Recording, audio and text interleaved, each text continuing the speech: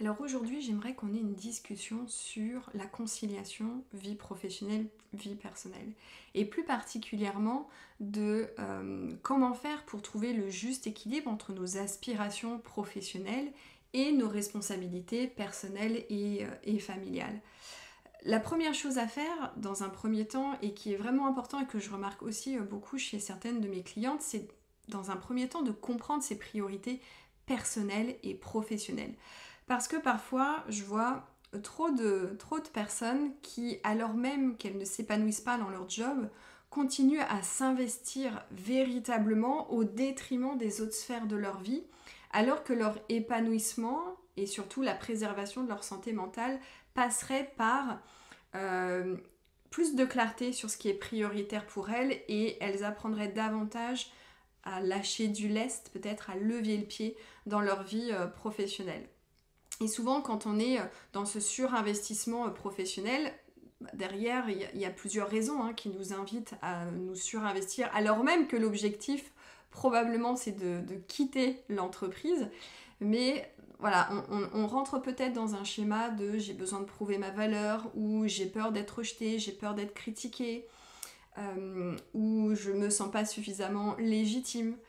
Ça peut être aussi la peur de perdre son emploi et du coup on peut continuer à adopter ce comportement de surinvestissement. Je continue à travailler beaucoup même si ce que je fais ça me motive pas, même si je sais que j'ai envie de quitter ce job ou cette entreprise. Et derrière, en fait, on sait que ce comportement-là est au détriment de ce qui est plus important pour nous et de ce qui est essentiel. Donc j'aimerais vraiment aujourd'hui qu'on ait une discussion autour de ce sujet-là et je vais partager avec toi des astuces, des stratégies pour que tu puisses prendre un petit peu plus de hauteur et te dire ok finalement qu'est-ce qui est vraiment important pour moi et qu'est-ce que je peux mettre en place pour retrouver un équilibre qui est juste pour moi. Et l'équilibre pour l'un ou pour l'une ne sera pas forcément le même équilibre pour une autre personne. Et cet équilibre-là, il ne sera jamais à 50-50. Donc, on va rentrer un petit peu plus dans les détails. La première chose que je t'invite à faire, c'est de faire tout simplement une auto-évaluation pour déterminer d'un côté tes priorités professionnelles et de l'autre tes priorités personnelles. Qu'est-ce qui est vraiment important pour toi? Tout d'abord, quels sont tes objectifs professionnels à court, moyen, long terme? Est-ce qu'aujourd'hui, tu as juste envie de retrouver un nouveau souffle dans l'entreprise dans laquelle tu es? Est-ce que tu as envie de mener une réflexion sur quelle nouvelle direction donner à ta carrière? Est-ce que tu as envie de changer d'entreprise? Donc c'est vraiment aujourd'hui, quels sont tes objectifs? Ensuite, c'est t'interroger sur quels sont les tâches ou ce qui te procure dans ton travail de la satisfaction, du plaisir. C'est de te demander aussi qu'est-ce qui fait pour toi une carrière qui est réussie ou un succès dans une carrière. Là aussi, on n'a pas tous la même définition, mais pas tous les mêmes mots derrière les termes succès et réussite. Donc c'est quoi pour toi réussir dans ta carrière ou avoir du succès dans ta carrière? Et maintenant, dans ta vie personnelle, c'est quoi? Quelles sont tes aspirations? En ce moment, j'entends beaucoup de je veux prioriser le temps pour moi, le temps passé avec ma famille, avec mes amis. Donc c'est prendre du temps pour soi aussi dans les loisirs, mais c'est aussi juste prendre du temps pour soi, peut-être pour lire ou pour buller, pour se détendre. Donc c'est, voilà, qu'est-ce qui est prioritaire pour toi aujourd'hui dans ta vie personnelle? Quelles sont les relations qui sont vraiment importantes pour toi? Et comment tu souhaites investir aussi ton temps en dehors du travail. Et c'est là où quand on est dans un surinvestissement professionnel, derrière on est toujours en train de courir et on n'a pas de temps pour ce qui est vraiment essentiel pour soi. Donc définir ses priorités personnelles et professionnelles, c'est vraiment le B à bas et c'est la base. Ensuite, je vais t'inviter à faire ce travail sur les valeurs. Quand on est en réflexion d'un réalignement professionnel, personnel, voilà, le travail sur nos valeurs fondamentales, c'est vraiment clé. Donc, quel est ton système de valeurs? Est-ce que ton système de valeurs, il est clair pour toi? Est-ce que c'est un peu flou? Demande-toi aussi si tu as de la clarté sur tes valeurs, est-ce que ces valeurs-là sont toujours d'actualité? Est-ce qu'elles sont motrices, notamment par rapport à tes priorités, celles que tu as mis en exergue? Et je vais t'inviter à réfléchir sur plusieurs questions pour affiner ce travail et avoir plus de clarté sur tes valeurs fondamentales. Tes valeurs fondamentales, c'est vraiment quelque chose qui est inhérent à ce que tu veux créer dans ta vie en fait. C'est comme un GPS, c'est vraiment de se dire, quand on prend une décision, quand on prend une direction, est-ce qu'on se sent pleinement aligné avec ses valeurs? Et encore une fois, c'est peut-être que dans tes valeurs, tu vas avoir liberté, autonomie, beauté, créativité, bienveillance. Et c'est toujours se demander qu'est-ce que je mets moi comme sens derrière ces mots. Donc la première chose, c'est de réfléchir à ce qui est vraiment important pour toi. Pose-toi cette question et sois honnête avec toi-même. Quelles sont les qualités que tu apprécies chez d'autres personnes? Quels sont les comportements ou les actions que tu trouves inspirants? C'est une première indication pour travailler sur tes valeurs fondamentales.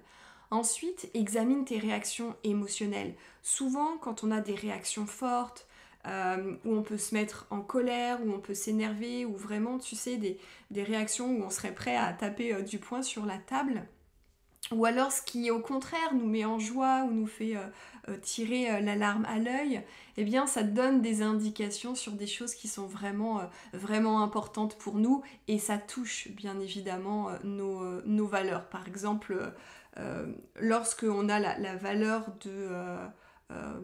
du respect, eh bien peut-être que le fait de croiser dans la rue quelqu'un qui va jeter son mégot ou qui va jeter une canette par terre, eh bien pour soi c'est vraiment offensant, et c'est quelque chose qui peut énerver, parce que ça vient tout simplement entrer en conflit avec cette valeur fondamentale que l'on a, qui est celle du respect.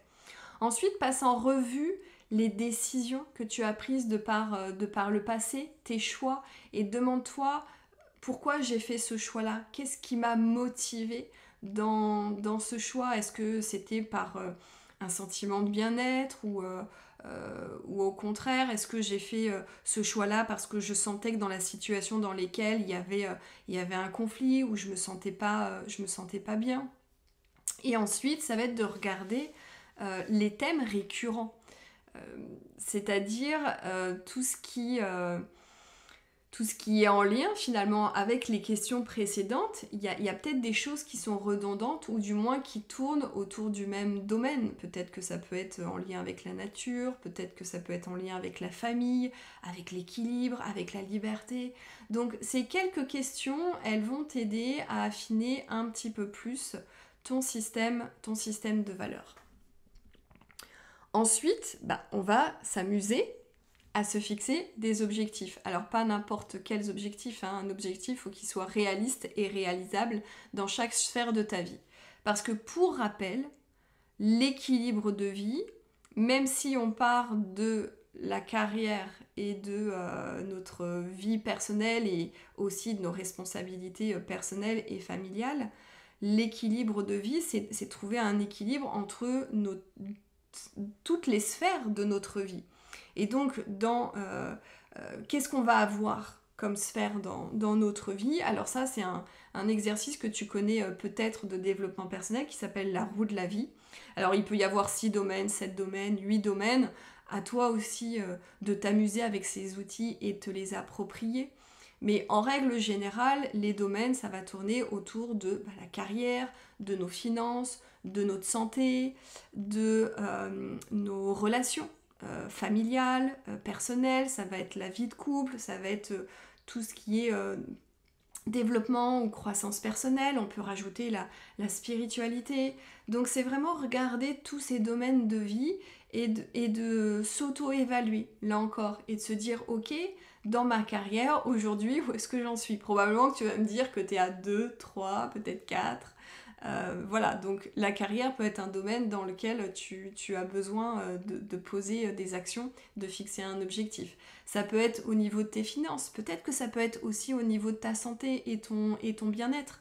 Si aujourd'hui tu es dans un emploi qui ne te satisfait pas, ou peut-être que tu es surmené, épuisé, indéniablement ça va jouer sur ta santé. Et puis du coup, si tu te surinvestis professionnellement, bah, tu as peut-être moins de temps à passer avec ton conjoint ou ta conjointe, peut-être. Ça peut être aussi avec tes amis. Donc c'est regarder finalement ces sphères-là de ta vie et de t'auto-évaluer. Et ensuite de te dire, ok, quels sont peut-être les 2 ou 3 domaines sur lesquels j'ai envie de me fixer un objectif pour que les choses changent et que j'arrive peut-être à un équilibre. Parce que quand tu travailles sur ta roue de la vie, tu t'auto-évalues, donc tu vas avoir une forme d'araignée, et plus ton araignée, voilà, elle est homogène, on va dire, plus tu as un équilibre. Mais si tu as des domaines où tu es à 2, 3, et puis les autres domaines, tu es à 8, bon, tout de suite, tu vois les domaines sur lesquels c'est vraiment important aujourd'hui de fixer des objectifs et de poser des actions qui vont te permettre eh bien, de te rapprocher de plus en plus de l'équilibre qui est juste ou idéal pour toi. Ensuite, quand on est dans cette réflexion-là de pouvoir trouver un juste équilibre, bien évidemment, on va aussi parler de notre rapport au temps. Parce que quand on sait que notre vie professionnelle prend beaucoup de temps, on a toujours des leviers d'action pour optimiser la gestion de notre temps, pour mieux s'organiser, que ce soit dans notre vie personnelle ou que ce soit dans notre vie professionnelle. Je ne suis pas la plus douée en termes d'organisation et de gestion de son temps. Je suis plutôt quelqu'un qui a bataillé pendant longtemps, qui se cherche encore toujours un petit peu. Mais aujourd'hui, j'avoue que j'ai trouvé un certain équilibre et une certaine façon d'optimiser mon temps et d'être la plus efficiente et la plus efficace. Et j'avoue que lorsque j'ai un cadre qui est bien posé et structuré, ça m'aide, bien évidemment. Alors tout n'est pas parfait. Quand on gère son temps et qu'on a un cadre dans la gestion de son temps, c'est aussi important d'envisager tout ce qui est imprévu, surtout quand on a des enfants. Donc la première chose à faire, c'est d'utiliser les outils pour gérer son temps efficacement. Alors pour ma part, moi je suis toujours une adepte des to-do list. Donc j'aime avoir mon cahier avec ma to-do list.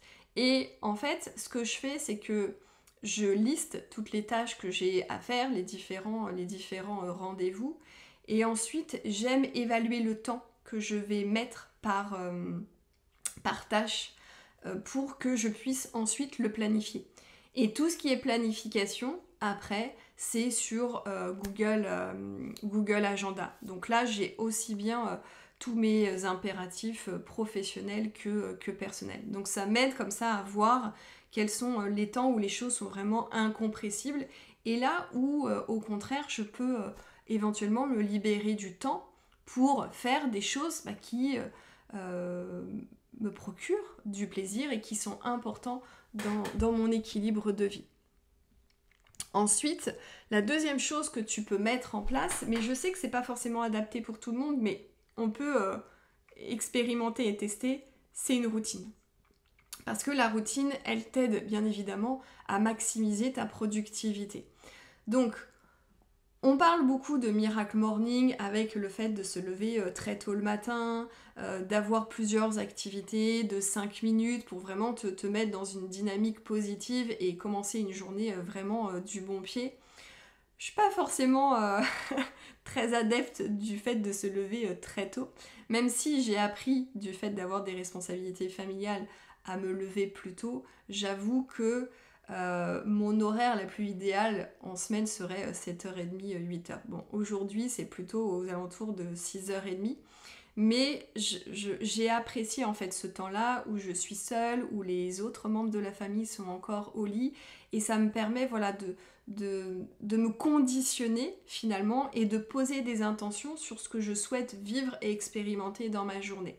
Et ce que je trouve extraordinaire dans le fait de poser des intentions, c'est que quand on fixe pas, quand on borne pas une tâche, bah, elle peut prendre des lustres.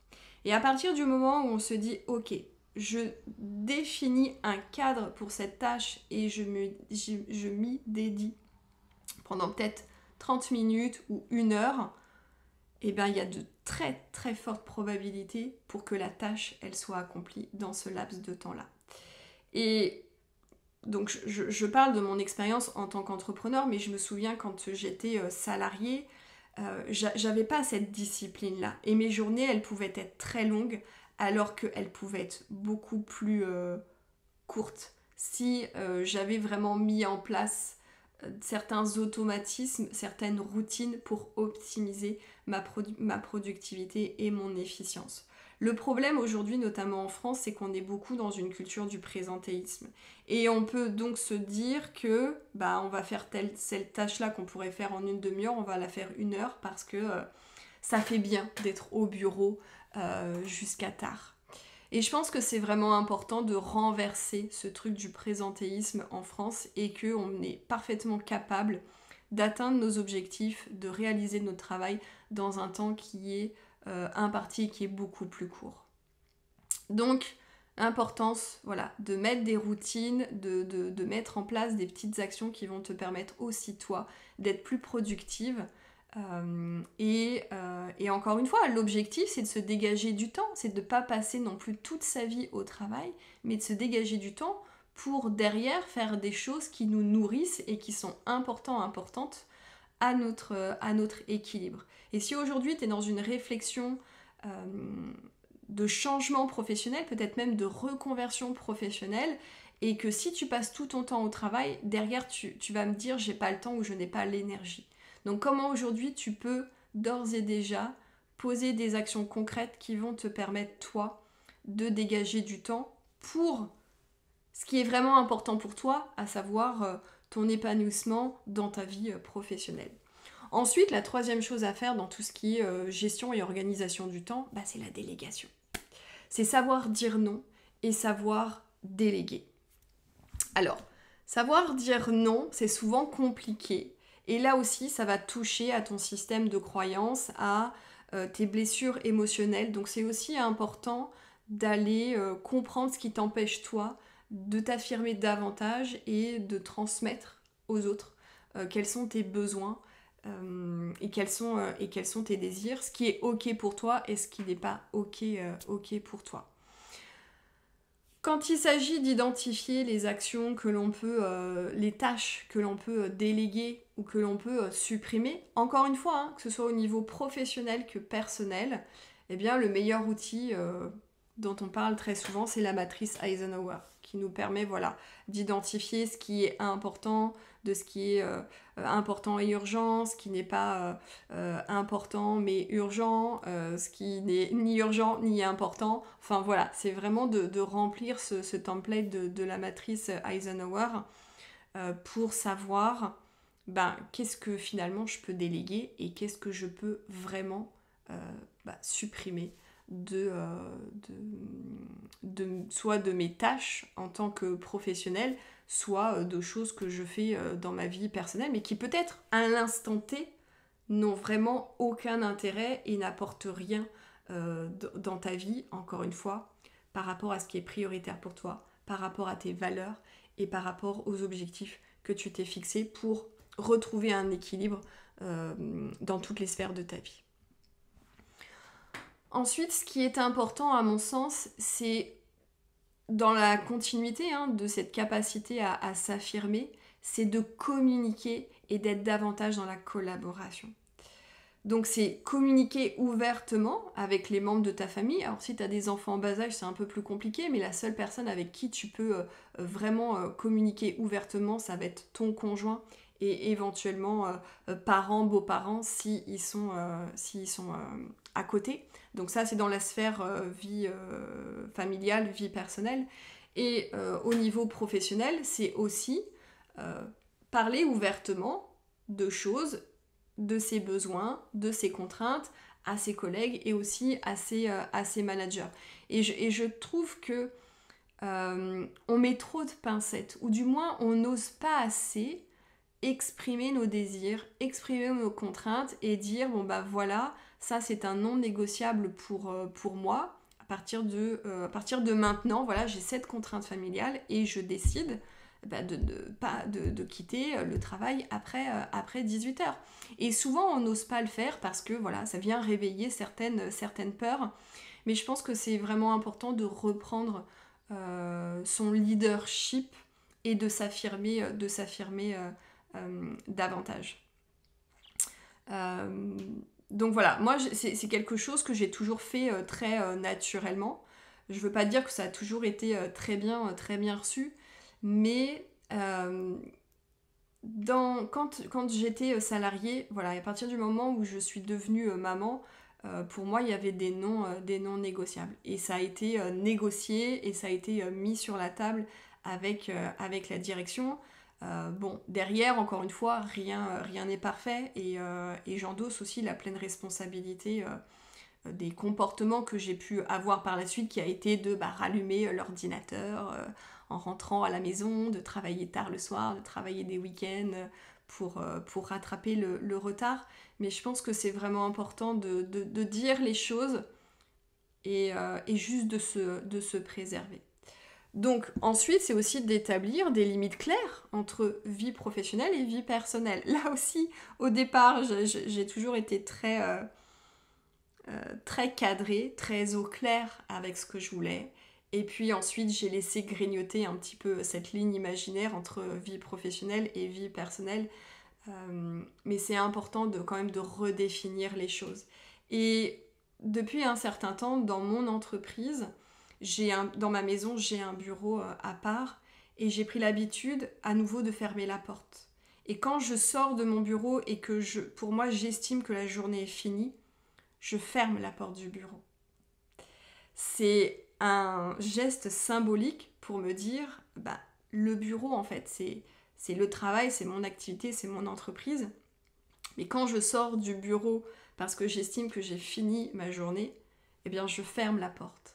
Et ça sonne le gong de je sépare ma vie professionnelle de ma vie personnelle. Donc là encore, moi je t'invite vraiment à te dire qu'est-ce qui est non négociable pour toi et qu'est-ce qui est vraiment, vraiment important. Ensuite, c'est de favoriser la collaboration et le soutien mutuel, aussi bien dans ton travail que dans ta vie personnelle. Depuis que je suis devenue maman, j'ai toujours dit qu'avec mon conjoint, on formait une équipe. Donc c'est pas à moi de tout endosser dans la vie personnelle, hein, l'intendance du foyer, faire les courses, préparer les repas, s'occuper de l'éducation des enfants. Encore une fois, rien n'est parfait, mais le fait de se dire on est une équipe et donc on se partage les tâches, on est tout de suite dans un autre état d'esprit et dans une autre dynamique. Et je vais te partager une anecdote qui m'est arrivée là pour le coup dans la vie professionnelle. Lorsque je suis devenue responsable d'un service et donc manager, j'encadrais un certain nombre de personnes et il y a eu à un moment donné un sous-effectif. Et donc j'étais jeune manager, j'expérimentais cette fonction-là et je me suis dit, t'es chef de service, t'es responsable, donc c'est à toi d'endosser et de récupérer la surcharge de travail. Et donc je me suis comme ça surchargée jusqu'à complètement me noyer. Alors qu'en fait, mes collaborateurs n'attendaient qu'une chose, c'était qu'au contraire, je leur donne plus de responsabilités et que je leur délègue plus de dossiers. Ça ne voulait pas dire alourdir leur charge de travail, mais pour eux, c'était un signe de reconnaissance et c'était aussi un signe de montée en compétence. Donc, aujourd'hui, là où tu en es dans ta vie professionnelle et personnelle, je t'invite vraiment à poser carte sur table les choses et vraiment à entrer dans un système de collaboration. Donc tu peux collaborer avec ton conjoint ou ta conjointe, tu peux collaborer éventuellement avec d'autres membres de ta famille pour t'aider en soutien sur certaines tâches ou peut-être pour garder les enfants de temps en temps. Et c'est aussi envisager cette collaboration entre collègues. C'est bien évidemment du donnant-donnant, mais c'est aussi réfléchir à comment on peut réétablir peut-être certains dossiers ou certaines tâches avec des collègues ou des collaborateurs au sein de mon entreprise pour encore une fois que je puisse me sentir bien dans mes baskets et retrouver un équilibre entre ma vie professionnelle et ma vie personnelle. Lorsqu'on parle de concilier vie pro, vie perso, c'est que très souvent la vie pro prend trop le pas sur le reste. Donc toutes ces astuces que je viens de te partager, c'est vraiment pour t'inviter à lever le pied et juste à te poser des questions existentielles sur ce qui est vraiment important pour toi et à identifier les leviers d'action pour que tu puisses sortir un petit peu plus de ta vie professionnelle et retrouver du temps pour des choses qui vont te nourrir et qui vont participer à ton mieux-être, qui vont te permettre de préserver aussi ta santé mentale. Donc ça veut dire peut-être avoir plus de temps pour les enfants, peut-être avoir plus de journées où tu peux récupérer les enfants à la sortie de l'école. Ça peut être reprendre une activité sportive et s'y tenir. Ça peut être avoir du temps de lecture, du temps pour faire de la méditation ou du temps pour marcher en pleine nature et aussi du temps juste pour réfléchir à ton avenir professionnel. Encore une fois, le cœur de mon activité, c'est de t'accompagner à te réaligner professionnellement et vraiment à faire en sorte que tu t'alignes surtout avec ta raison d'être, ce pourquoi tu es fait ou ce pourquoi tu es faite. Donc on est comme ça dans cette réflexion de qu'est-ce qui me correspond en termes de projet professionnel, en termes de carrière. Et quand on s'épuise dans une vie professionnelle, on n'a plus le temps, ni l'énergie, ni l'espace mental en fait pour y réfléchir. Donc tout ce que je viens de te partager aujourd'hui, bien évidemment, c'est pour t'aider à retrouver du temps qui sera dédié non pas à ta carrière aujourd'hui, à tes fonctions, mais qui seront dédiés à des choses qui vont toi t'aider à venir te préserver, à venir te mettre dans un état d'esprit beaucoup plus positif, beaucoup plus aidant, à lâcher la bride aussi et à reconnecter avec ta créativité et avec ton intuition. Voilà, j'espère que cet épisode t'aura grandement aidé. Surtout n'hésite pas à liker, à mettre des petits commentaires et à partager si tu penses que cet épisode peut aider d'autres personnes qui aujourd'hui sont comme toi, sont en réflexion ou se retrouvent totalement perdues et n'arrivent plus à trouver ce juste équilibre entre leur vie professionnelle et leurs responsabilités personnelles et familiales. Et on se retrouve très prochainement pour un nouvel épisode.